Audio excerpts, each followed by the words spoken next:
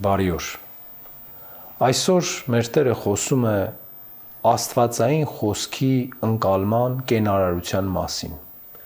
Տեսեք, կամա թե ակամա մենք ապրում ենք տարբեր գաղափարներով ու տարբեր խոսքերով,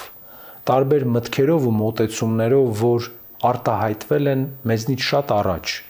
եւ ընտրում ենք մենք այս կամ այն կենսաձևը։ Եվ շատ ժամանակ մարդիկ չեն ընտրում Աստծո խոսքով ապրելու կենսաձևը։ Ինչու՞։ Որովհետև Աստծո խոսքով ապրելու համար մարդը նախ եւ առաջ պետք է անկեղծ լինի ինքն իր նկատմամբ եւ բացի դրանից կարողանա տեսնելով դիմացի մարդու մեղքը սիրել նրան։ Ուրեմն սիրելիներ, այս կենսաձևն է, որ մեզ թույլ է տալիս ամեն օր դառնալու ավելի լավը։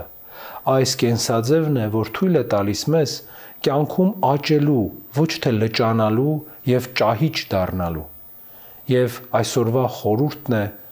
մեզնից յուրաքանչյուրին, որ մենք ավելի լավը դառնանք, քան երեկ էինք։ Անենք այն, ինչ չենք կարող անել երեկ։ Սիրենք,